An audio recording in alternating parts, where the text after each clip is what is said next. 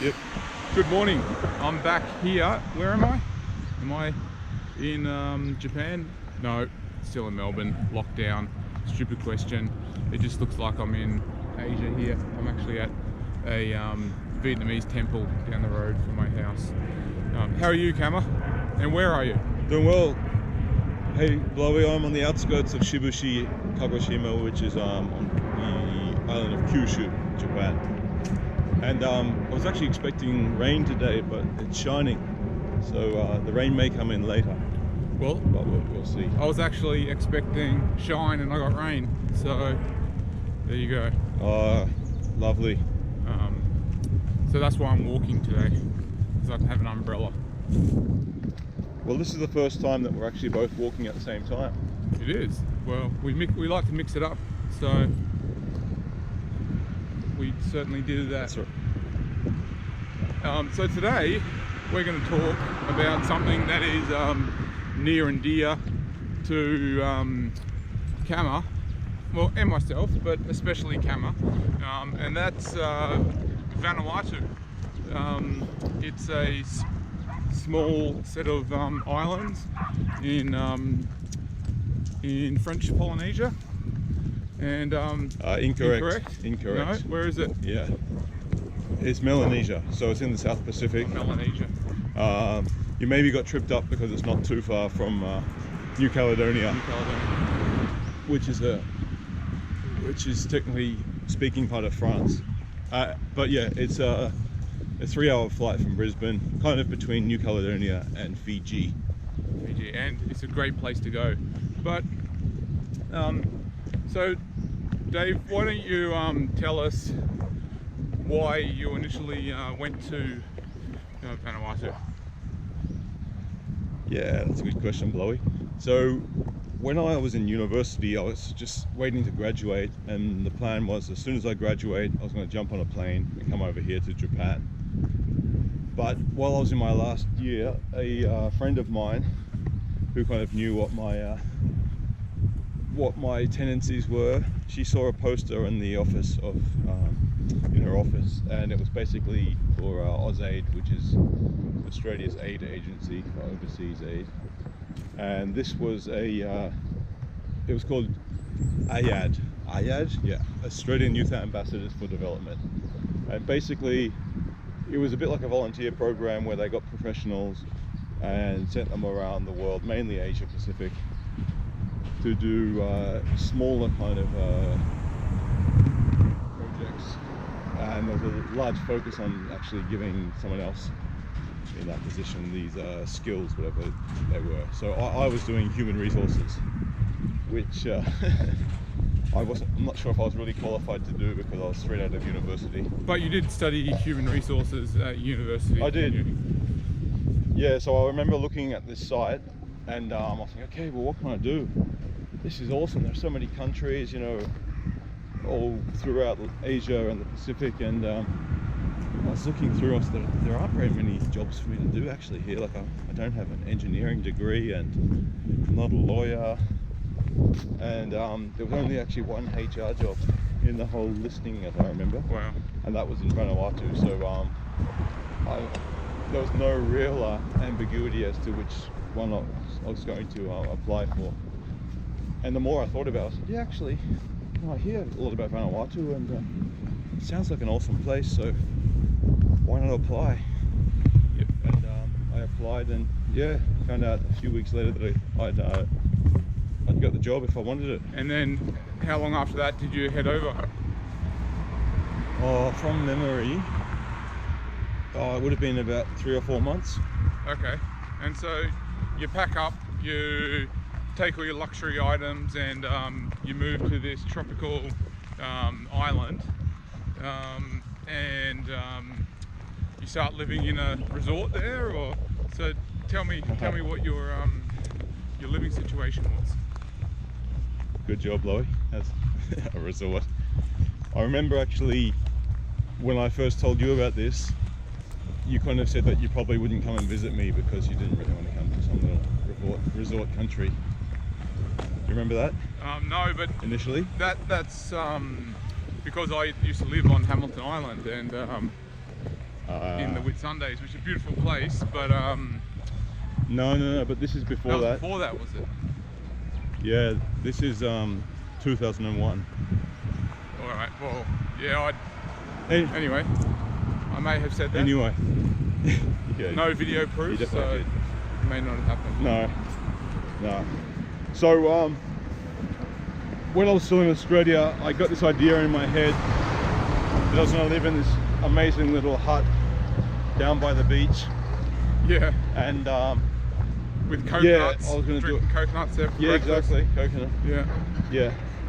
And so the first thing I did, like I talked to a few people back then. The internet was still active, but you couldn't get as much information, and there weren't really as many forums and things readily accessible. So just through some personal connections, I met a few people who had been or lived in Vanuatu. So I talked to them and told them my plans. And I said, mate, Port Vila is just like a modern city. You're not going to get some little village experience there, living on a little hut or anything like that. You're going to be living in a regular house that's probably got bad plumbing, and you're going to be paying through your teeth for all this imported food at expensive prices. And so that was one thing that was a bit different with Vanuatu from all the other countries. Lots of people were going to, say, Thailand, or actually I don't think Thailand, Philippines, Bali, or Vietnam. No one going to Bali. No. I think I don't even remember anyone going to Indonesia, but anyway, they were going to these places with these really cheap street stalls and all this really amazing exotic food. And Vanuatu, it doesn't really have a culinary scene as such. It's probably, the restaurants are French inspired and quite expensive, and there's not really street food as such either. So anyway, we were given an extra $200 a month because it was a bit more expensive than the other places. But anyway, everyone I talked to about this hut experience, or this desire to live in a hut, told me I was dreaming, and they said it's not going to happen. But they only didn't know did they? Made me more determined. They didn't know me, no. No. And for the first 4 or 5 months, I did actually live in a few different houses. I lived in a guest house, I lived in a share house. There was another house that was a really nice one. That was so I was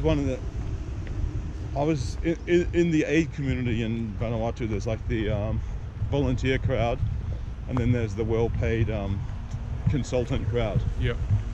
And so I'm obviously in the volunteer.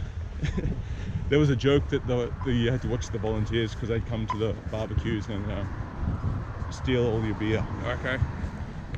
And no one really had any money.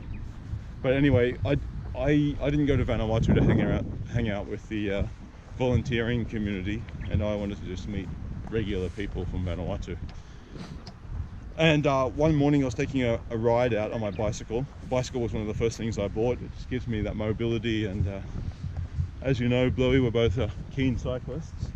So I think I picked a bike up for $100 or so. A mountain bike? I was mountain bike, yeah. I mean, it wasn't a really good mountain bike, but it I could get around on it, and it did the job. And so I was riding out to this village, and this bloke kind of whistled at me, kind of thing, and I started talking to him, and he asked me what I was doing out there. I just said, oh, just having a look around.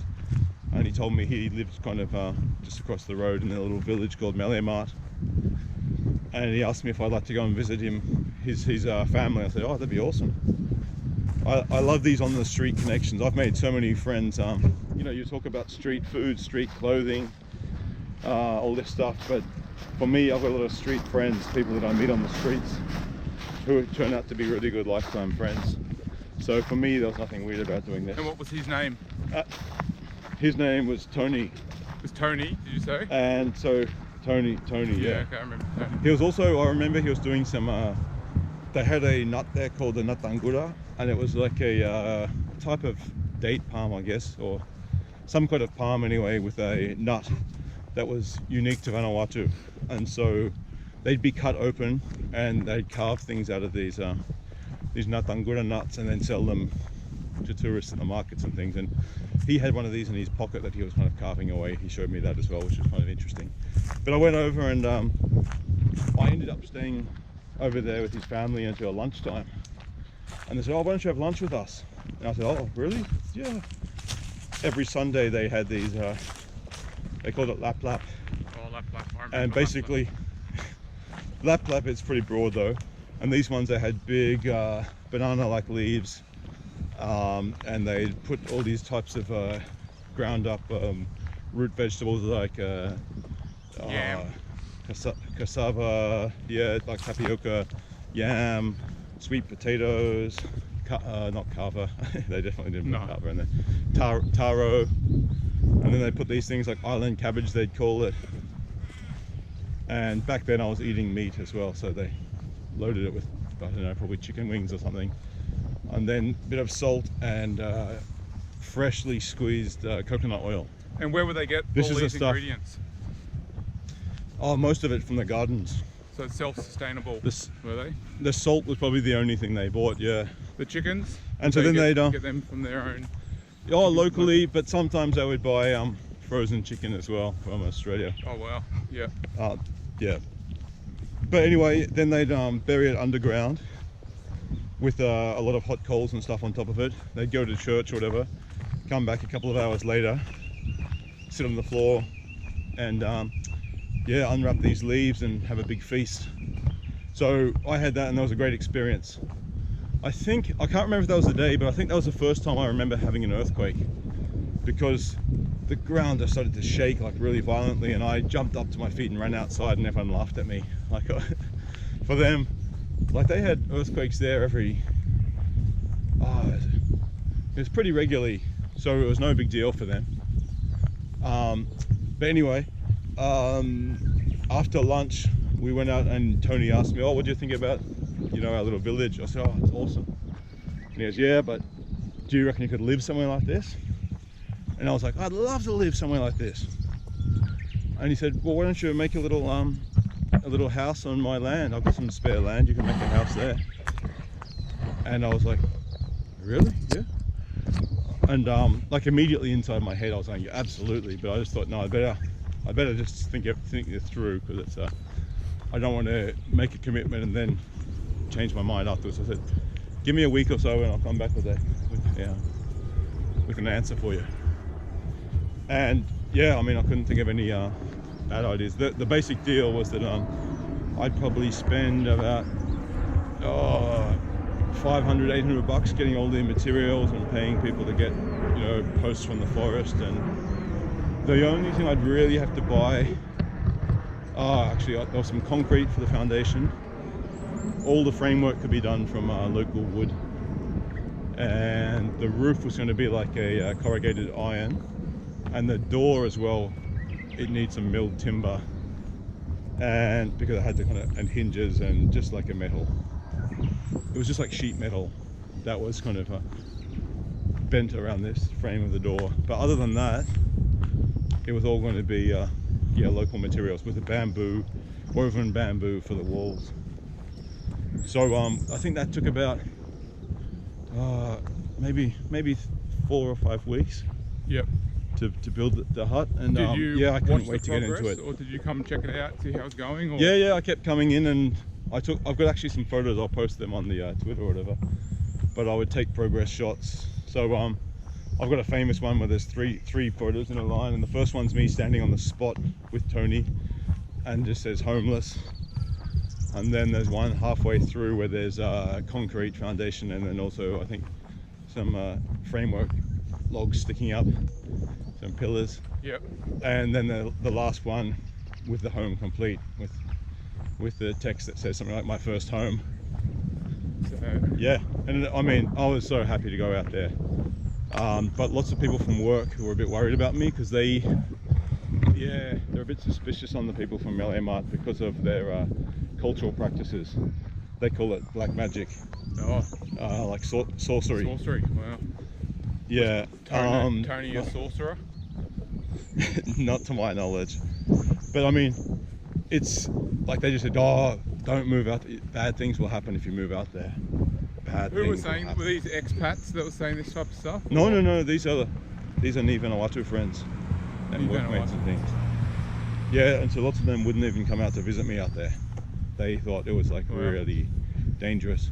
So the group that I was Right. living with were actually originally from another island called Ambrym, but there'd been a huge volcanic explosion because, yeah, it's got a few volcanoes on Ambrym. And so they were forced out of their homes, and they made some deal with the people of Malaya that they could have some land there near the capital. I'm just a quick break. I'm just going to show you. Yeah, We're at this big quarry that they're going to build all houses around this quarry, which will be pretty cool, having a house up on top of that ledge up there.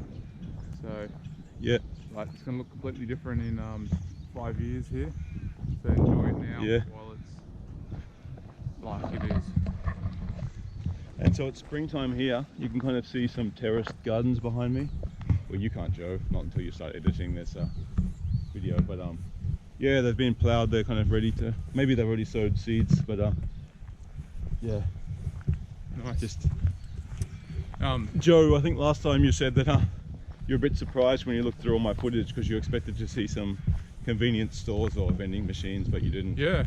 So I was so just to let the viewers know that we are just on audio call at the moment, and we have our cameras, so we can't actually see what each other's seeing until we take it to the editing room and we watch it back. So it's actually quite fun when you are the editor and you go through the footage, or when you get to see the finished product for the first time, because you're like, that's what Dave was saying when I was doing this. So Yeah. it's a little bit of a treat. Editing note for the future, Blowy, just leave this frame of me and with these beautiful, colourful flowers. All right, David. All You right. can't see what I'm talking about now, but No. that's all right. So Dave was living in Vanuatu, and I may have said that I didn't want to visit him, but while he was over there living in this village, it sounded like good fun. We wouldn't get much communication with him. I think he would send the old handwritten mail back in those days. Sometimes he'd send emails from work. That's an interesting story there, actually, Blowy, because this office that I lived in, that I worked in, I was using a French computer, so it had the AZERTY keyboard. Ooh, And so it took me ages to get my head just around like where because most of the keys are in exactly the same position. It's just a few, like the A and the Z, for example, yeah, because were the first ones you'd they've notice. designed it, haven't they? So because they're the more used letters, which should be on in a In- certain position, in French, which is yeah. easy to use. So Exactly. yeah. And, But anyway, so I had my own computer, but it wasn't connected to the internet. So in the office there was one computer that for everyone to use that had the internet. wow. And so people would take turns using that during the day. So, And so I would normally write my emails in advance on a text file, take a 3.5 floppy disk, then copy and paste all that into a email. And also go through my emails if they were long, I just copy and paste them into another text document, put on the disk and go back and read them on my computer, just so I didn't tie up the computer too long, because there are lots of people wanting to use it. and back in So- Australia at this time, internet was quite a common thing, and 3.5 Oh, but it still would have been dial-up still. still dial up, you reckon? In some Definitely. Yeah. Okay. Yeah. So But anyway, yeah. So sending emails was not really. Yeah, it was a bit of a hassle. So I think a Japanese friend of mine, when I left Australia, she gave me $100 for Vanuatu, and I kind of felt a bit weird because like, oh, she doesn't need to give me money, but I thought, how can I use this in a way that's kind of that's nice? So I decided I'd spend it all on stamps when I first got to Vanuatu, and so then I've got a reason to write a lot of letters. And so yeah, And you thanks did. to that, I did manage to write a lot of letters. and we appreciated the letters probably more Yeah. than you would these days, because we Yeah. can Oh, it was communicate great, so wasn't it? readily. Back then, when you'd get a letter from Kama, living in Vanuatu, it'd be everyone around the And I normally dining had some- table reading it together. Yeah. And Um, I remember clocking up a few good stories over there. Oh, there's a few good stories. Tell them the one about how you Just were while going we're on for a it, walk. Juju. Oh, sorry, not Juju. Joe. What's You've recently started. You've only recently come onto Facebook, but you also became friends with. Well, he was originally my friend, but you know him quite well now as well, Marcel in Vanuatu.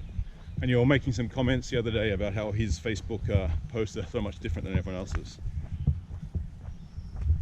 Camo, just to let you know, I couldn't hear what you just said then, but was it? Okay. I heard the word Marcel, that we became Yes. friends. Was it? On Facebook, yeah, and how you said that his Facebook posts were so different than most other people's Facebook posts. Yeah, he's great to follow on Facebook. Everyone follow Marcel, and just because normal people are posting like pictures of them doing a selfie, you know, just at the cafe with their expensive chef-made meal that looks amazing. But follow Marcel, you get real photos. He's gone fishing, and not fishing as a hobby, fishing to feed his village, and he's walking through the jungle with these fish that he's tied to a rope, and he's got them around on his shoulder, lugging them all the way through the jungle. It's quite a walk to the village, to the seashore, because we did it with him. But yeah, great to follow. But let's lead this into when I did decide to go, but I didn't go by myself. I brought a friend along with me, Snazza, who you'll probably hear make a few cameos here and there throughout the show, because he was quite a big part of our younger years. Even though he's not a blood relative, he kind of does feel like a cousin. He does, definitely. And so we decided to go together, but we decided to take our mountain bikes with us. And I remember I was living at the Sunshine Coast at the time. I was at uni, and I came down. I said, "Oh, let's go, Snaz," and he hadn't even started packing, and we had to be at the airport in like an hour. And he's like, "Oh," What? I said, "You ready?" He goes, "Nah, I haven't packed yet." I'm like, "Are you serious?" He just loves making everything the last minute. Like, it actually. You know what else he told me? What's that? He told me once, and it's something I absolutely hate. He said when he's driving and if he needs to make a left turn, he loves to get in the far right lane and drive over there until the very last moment, and hopefully so there's a bit of a challenge to turn left. Wow. But that's kind of, it all fits into the same little Snaz package, doesn't it? It paints a good picture of him. And so we headed over, flew over. We put our mountain bikes underneath in the large luggage section, and had to unpack them. Yeah, because you had them in bike boxes. Yeah, we had to go to a bike shop and ask them if they had any old cardboard bike boxes, and luckily they did. And so we had to take the handlebars and everything off and put it in. So once we arrived at Vanuatu, I can't remember if we unpacked them at the airport, or maybe we did it once we got back to your place. I would say that we probably jumped in a taxi, because you would have had other stuff as well. That's right. The taxis there No, aren't real taxis, though, are they? They're like a Uber. What are the Ubers called? Where you ride share Uber, where everyone can jump in. So it's a big. Yeah. So the basic way it works is that it's a minivan that goes around town, and you tell the driver where you want to go, and the driver, I would say he or she, but the majority of these are men. They'll basically in their head plot the order. Okay, well I've got to drop off these people, and they're pretty amazing. Like, they remember all these places, and they're all, and also there aren't really like street names there. So there are a few places with streets, but most people, don't use them. So yeah, it's so it's amazing that they managed to do them all. So you'd just say Melly Mart, they take you there.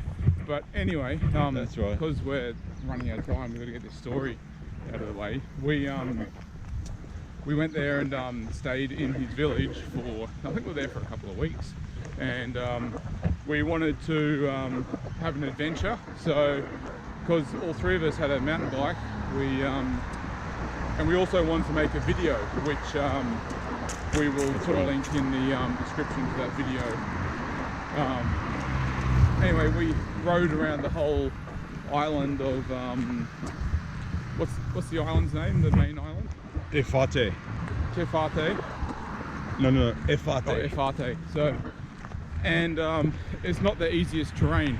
It's quite rugged, and we took a tent and not much else. We kind of took a little bit of water, a little bit of a few snacks maybe, but we headed off. Do you know, because I did that ride I think about 4 times in total, and I was talking to one of my mates at work, Jacques, who was a bit of a bushman as well on the weekends, and I told him what we carried when I went around, and he said, "You're carrying too much stuff." He said, "Do you know what I would take?" He would only take 2 things. Can you guess what they are? Water? No. Not even water. No. A knife? Yeah, bush knife. Yeah. And a rope. A rope. Well, he's Yeah. a So when he's wild thirsty, man. he'll get there's coconuts everywhere. Yeah. He'll just get coconuts. Not gonna lug a water bottle around. Yeah. Well, we with couldn't even the climb rope, up you can make like a tent like structure at night and sleep there. Oh well, with like banana leaves or something on top of it or something. Or Oh, what's this? I found a little path. I'm just going to follow this little path into the woods here and see what little shrine. Sometimes as well in these, oh no, it looks like the graves of somebody. wow.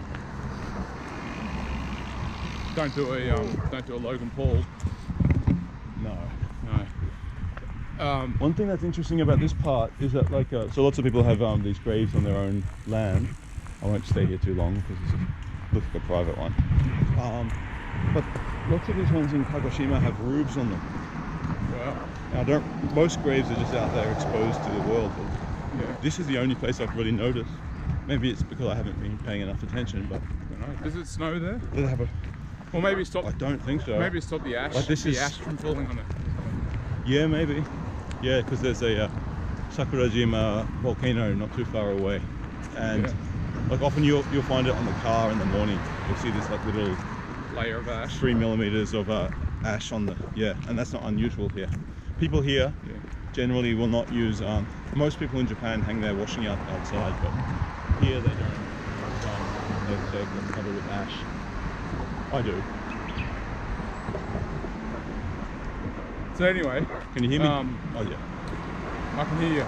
Yeah. So anyway, we rode around Vanuatu, and we stayed in a tent. We didn't have any. Well, we mattress. rode around at Fate. Actually, the first we went up this massive hill. Can you hear this again? And hear That's what the again? 7 o'clock noise. chime. Yeah.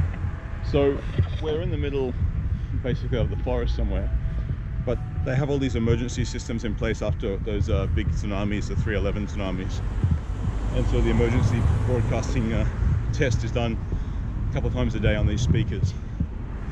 So it's pretty amazing that even here you can hear it. Yeah, I can't hear you again, Cameron. So Okay. are you talking now?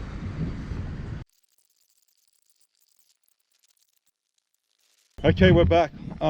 We were disconnected. I think I went through a patchy spot up in the mountain up there, but I'm out on another field now, so it should be good internet connection from now on. All right. So we were talking about riding around at Fate, and the first night we stayed at a friend's house. His name was Kenneth, and I'd only met him because on a previous trip around that island, one of my mates, Suresh, had said, "Hey, let's go and stay with I think it was some kind of relative." And so then the second time around, I went there and he was like, "Yeah, of course you can stay." But three people who just kind of suddenly turned up on our doorstep. It was nothing for him. Yeah, we didn't even communicate it to him. We just rocked up on our mountain bikes. 3 stinky Aussie guys, but he was very accommodating. Gave us his spare hut or something, and a good night's sleep. Yeah. And so the next day we rode a bit further, and then we went all the way to the Blue Lagoon, didn't we? The Blue Hole, yeah, it's on Blue Hole. It's amazing. This place, I've swam in lots of places around the world, and I've never been anywhere that I could open my eyes as comfortably underwater as this place. So it seemed to be because it was like spring water mixing in with this beautiful, clean Vanuatu South Pacific water, and it was just the right mix, like the right salt to water ratio, and so And it's very comfortable it was having your different eyes levels, open so like- underneath. And like on the top would probably be, I don't know, which is salt water heavier than, I'd say it might be heavier than fresh water, or the other way around. But it was like, You could actually see it mixing though, and Yeah. it looked almost like gin and tonic yeah, it was amazing. mixing.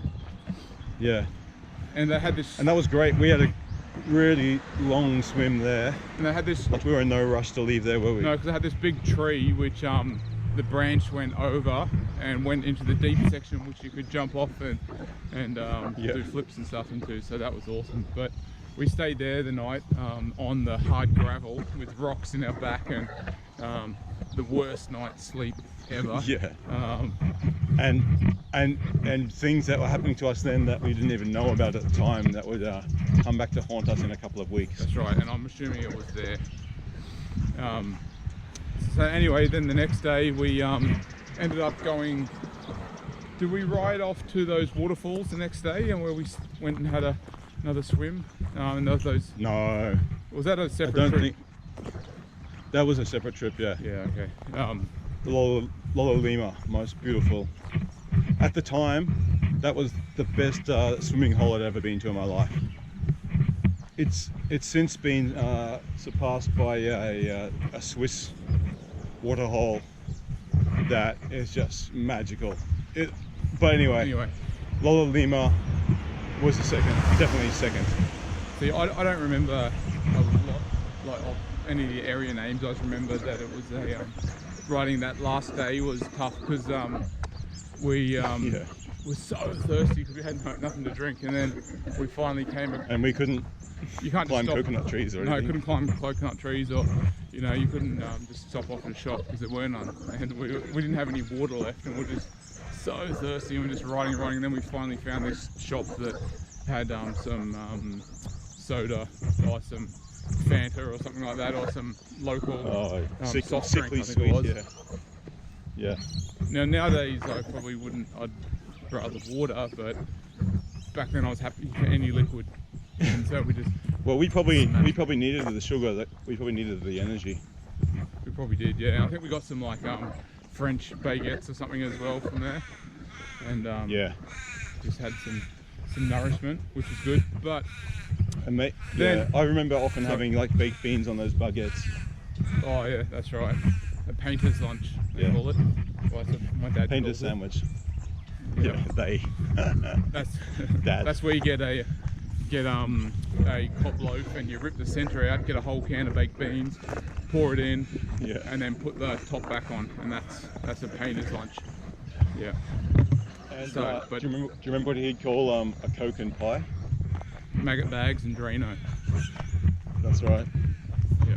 So anyway, we got back from the trip, and we all went back to. Well, Dave went back to his job. I went back home, and I went back to Sunshine Coast Uni, and Snaz went back, and then we didn't hear from each other in a while. And first of all, Snaz got sick, and I'm like, then he found out it was malaria. I'm like, wow.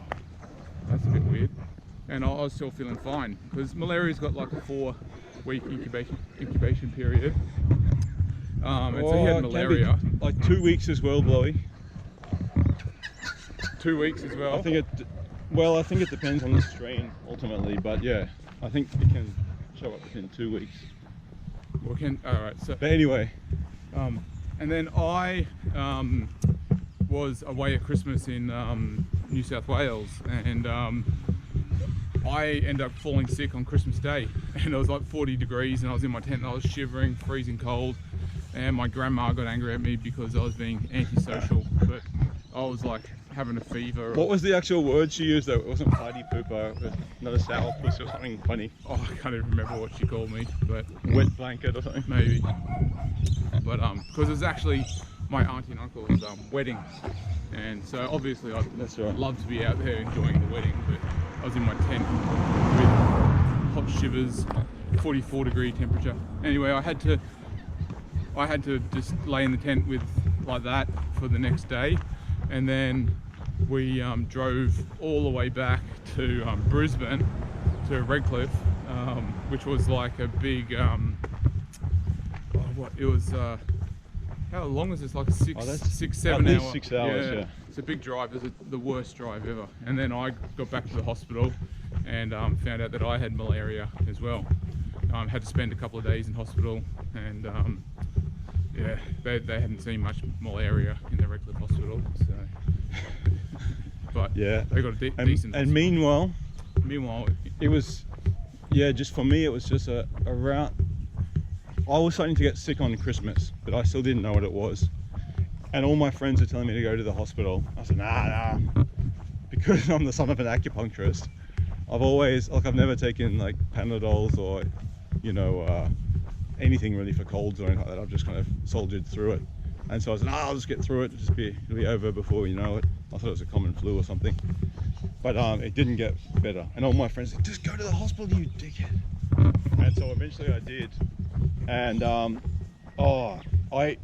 can't remember if it was 40 or whatever. Like, I had a ridiculously high temperature. I may have measured it wrong, I don't know.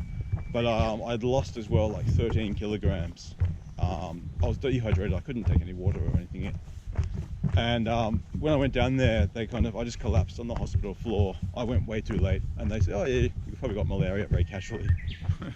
And they gave me a handful of medicine, and some complicated instructions I wasn't really listening to. I got back home and I took it in the wrong sequence or something, and it was very hard for me to keep this stuff down.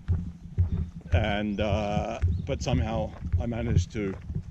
And I remember when the malaria left my body, because I was just like, oh, this is awesome. I only feel lethargic and weak now, and I can deal with it. I can go to bed and not be in constant pain, not have these crazy nightmares. Because I don't know about you, but I had the worst nightmares. Night terrors. Malaria. Night terrors. Yeah. Oh, yeah. It was It wasn't good, was it? God. Nah. Like, it's the worst, the most sick I've ever been in my life, for sure. Oh yeah. Definitely. It's probably up there with COVID-19, I'd say, similar to what you'd probably feel with that. Oh well, I mean, at the time I remember, I think it couldn't have been 30 million of it, yeah, but there was still a huge number. We're talking millions of malaria deaths every year. Oh, it's massive. And massive. Even now, though, when I meet other people who have gone through malaria and had their aches and pains and the ridiculous, like that muscle and joint pain and just that horrible taste in your mouth, and yeah, I kind of feel some kinship with anyone else who's been through it. Yeah, so anyway, we all went through this like really tough thing, and like I knew about but Snaz, separately. and Snaz knew about me. No, actually, Snaz didn't know about me yet, and then I talked to him like, oh, do you know that I have malaria? And he goes, oh, you too. And then we didn't talk to Dave for a couple of months later, because as we discussed, No, it wouldn't have been. Well, it felt like that. that. Many months. Yeah. Well, since we got back, it would have been. I remember saying, "Oh, look at these little. I think these are the same ones. These are berries. I'm not going to try them now, just in case I got the wrong one. But they're all these little wild berries here that you can eat if you know what you're eating. I was with a Japanese person who knew what I was talking about the other day, and they said you can eat them. So I trusted his judgment, and nothing bad happened afterwards. You didn't get malaria. No. Okay, well, I think we had so much more to talk about, but I mean, it's hard to cover it in that amount of time, and we've also, I think, gone over the 30 minutes that we normally give ourselves for this. And yeah, we had a few technical difficulties, but with the internet, but now we're good. So thank you for watching. Once again, leave your comments in the comment section below, and peace out. Okay, over and out. Bye bye.